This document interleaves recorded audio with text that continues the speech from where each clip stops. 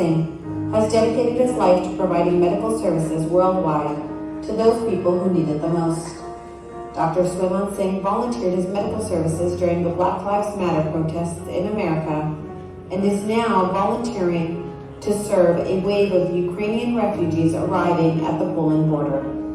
Ladies and gentlemen, please welcome to the stage our community influencer, Dr. Swaiman Singh.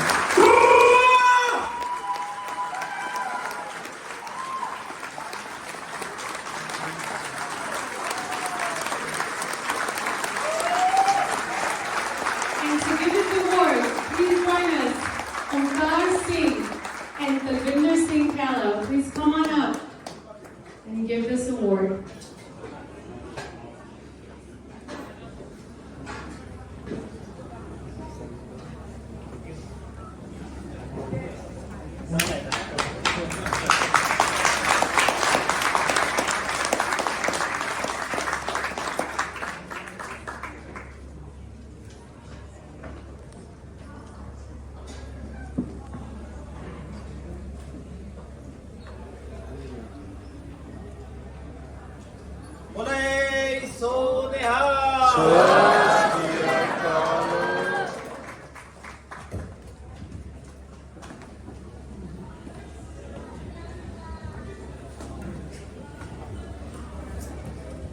Vaheguru Ji Ka Khalsa, Vaheguru Ji Ki Fateh. The last thing I think between you guys and dinner, but I'm going to take a little bit of your time if you don't mind.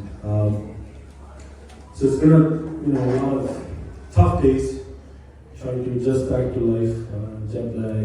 So earlier today I was at my hospital trying to see if I can get my fellowship back, even know how that will go.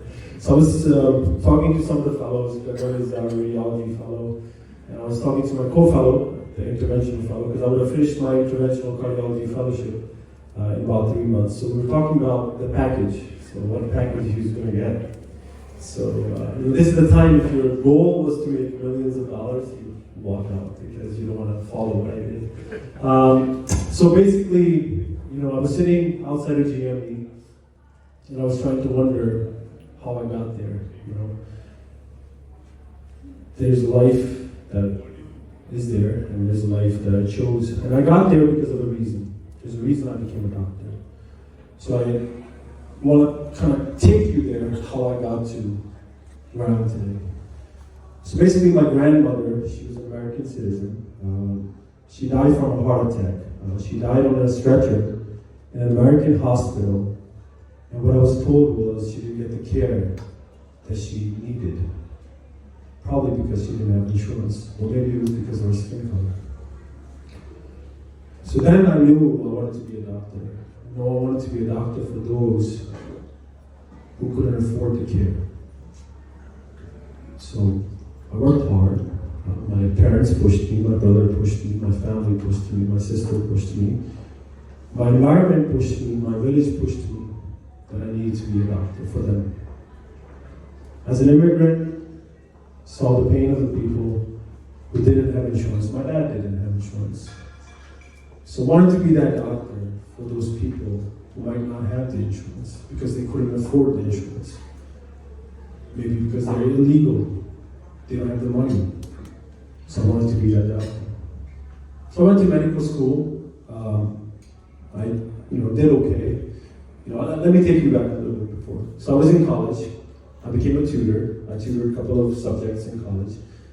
I received the check, first paycheck, because before that I used to work for my dad. He didn't pay me. He was like, that's the Punjabi thing, you don't pay your kid.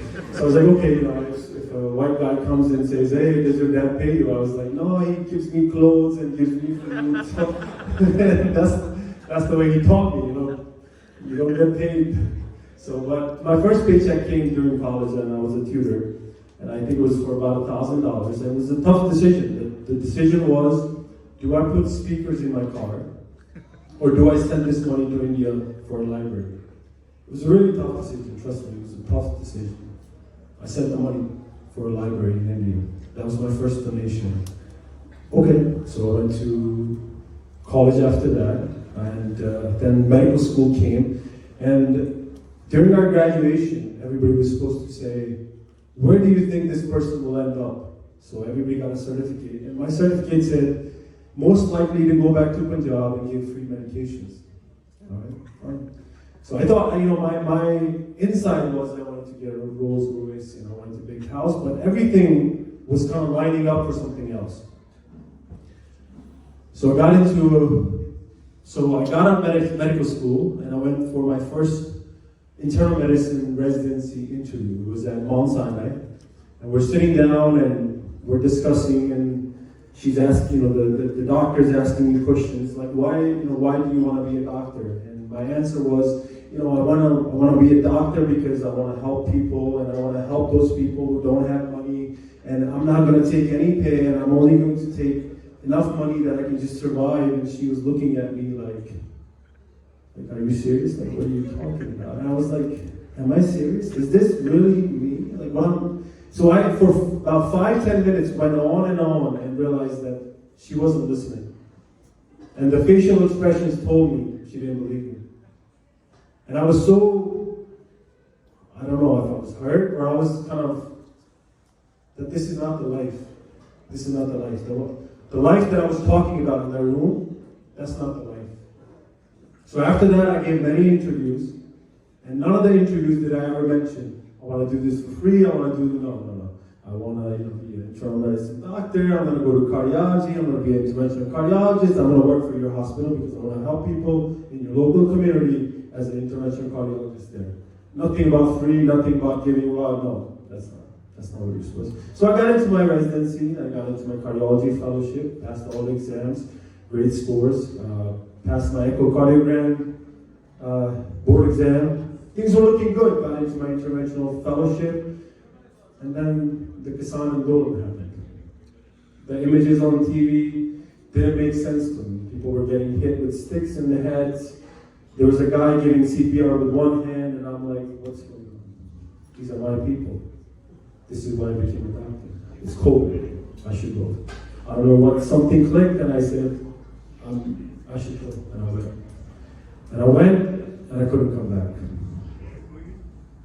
And some of the things I experienced are some of the things that you experienced together. We experienced it together. You were my backbone. Because I knew if I ever needed something, if I needed anything, there were people in UK, in Canada, in America that understood where I came from.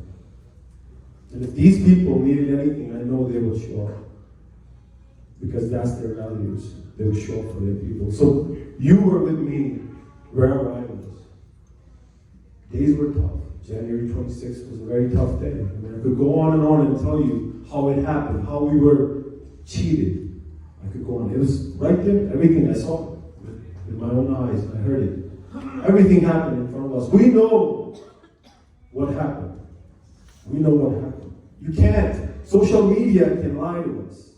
It can try to say, no, this guy didn't do that. No, he did what he did. We know how he did it. We know how he played our community. We knew what's going on. We're not stupid.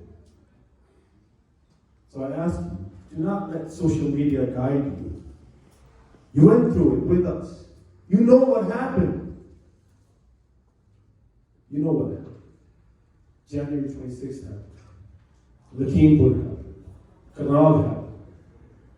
And somewhere along the road, there was a farm leader from Haryana who said, you know what? Why don't we run into elections? We should do elections. We should go into elections. I said, wow, that's actually a good idea, but we shouldn't say that right now. I think this is the wrong time, but you're right, you're on the right track.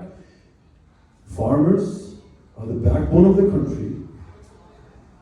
They are the majority. And if they can get into elections, maybe they get elected, and no one has to protest again. Because my mom was protesting for the same thing that I'm protesting 50 years ago. And my great-grandfather was protesting for the same thing that I'm protesting over 100 years ago.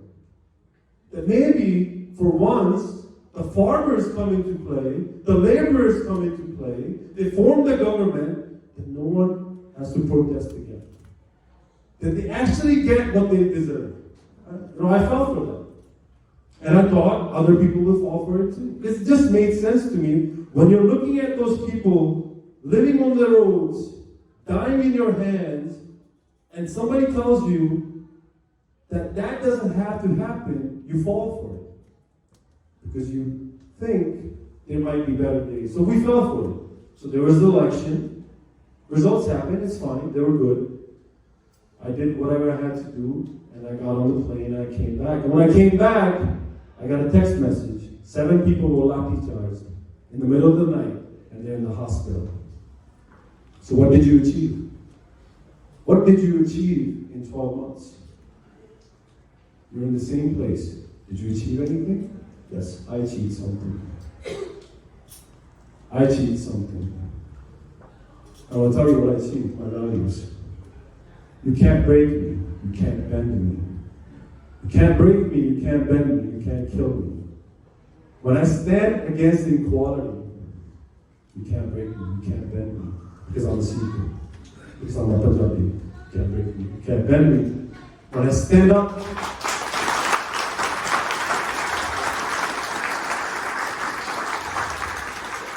when I stand up against injustice, you can't break me, you can't bend me, you can't break me. Because I'm a Punjabi, I'm a Sikh. And yes, I'm also a born Indian. You can't break me, you can't bend me. Why? Gil Saab said so. How? I'll tell you what, small story. I'm coming to that. So we were at dinner yesterday, and he told me, he really felt bad when the whole protest happened. And, he wanted to make himself realize our pain. He said he would go out of his house in the winter for 10 minutes, and he would go into this cold weather and try to feel our pain. How would people living on those roads, no water, no food, and I shouldn't say no water, I should say dirty water, dirty food. How would they feel? So he used to go out for 10 minutes outside the house, and then he would come back in. And I said, that's funny, we did the same thing. We used to go to Fatehgarh Sahib. You know what's in Fatehgarh Sahib? Shoulder Sahib. You think they were cold?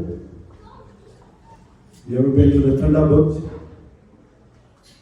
It's really cold. So if short day Sahibzade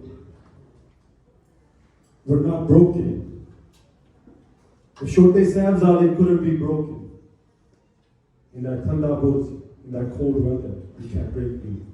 You can't break me, you can't kill me, because I belong to that short day Sahibzade. That is my role model. So when there was a question somebody asked, they said, you get picked on or whatever, read your history. That will guide you. Read the Sikh history. Read the history of Punjab. Read the history of your nation. It will guide you. Your history will guide you. You thought I was the first one to go to India, leaving my job, a perfect career? No, Gadar Party. Read about the Gadar Party. Read about what they did. There were many before me, and there will be many after me. As long as we read our history. Your history has everything.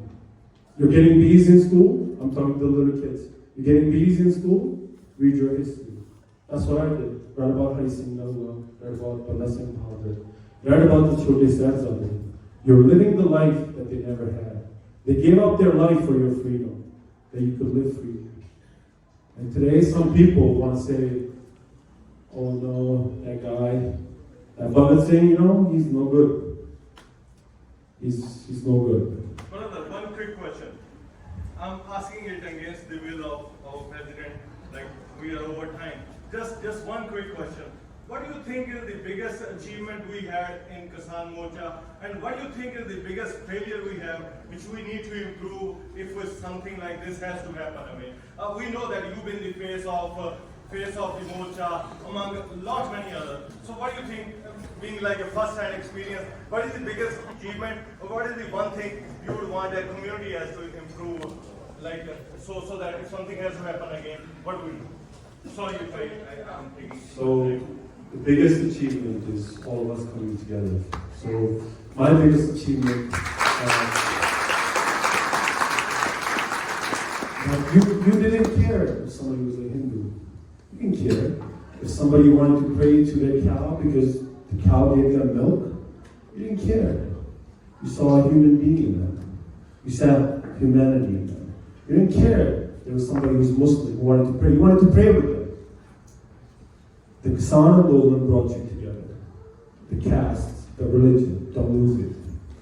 And again, the same thing is happening. The government or whatever, I don't care who it is, they see that as well. What's the strength of this community? What are the strengths of these people? That they come together. They're above caste, they're above religion. Don't lose that. If somebody wants to pray to a cow, let them pray to the cow, man. The cow gives them milk. If somebody wants to pray to a rock, let them pray to the rock. That's none of your business. If somebody wants to pray to the sun, you can tell them, like, hey man, this is, I think, it's not going to get there or whatever, but at the end of the day, respect people. Respect faith. Respect humanity, and that's what you did. And that's why you won. Because you came together. If I wear a red turban, doesn't make me a communist. That's what you learned over in the Kisan Andolan, but you're forgetting it. The greatest if I say Inqilab Zindabad, doesn't mean I'm a communist, man. If I say Inqilab Zindabad, I'm referring to Guru Nanak, the greatest revolutionary for all of Sikhs. That is Inqilab Zindabad. So you didn't judge people. That's what you learned in the Kisan Andolan. Now what's the failure? I think, what's the failure? The failure is if you fail to learn. If you fail to learn, the biggest thing we gain out of each other is strength. Amongst our community, being together, being able to come together when we see injustice. If you fail to catch this, and the way what I'm seeing on TV already, overnight you make people heroes and villains, you have no idea, you're so lost on social media, I think that's a huge loss. We failed, I think, a little bit.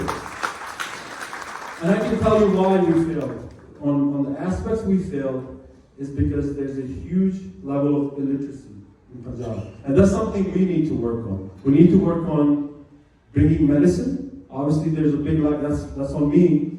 But the other thing is we need to educate. We need to educate back home. If you want to spend even $1 to anything, please adopt a child in Punjab. I'm not saying adopt them. Just adopt the education. It's just probably $100 a month at most.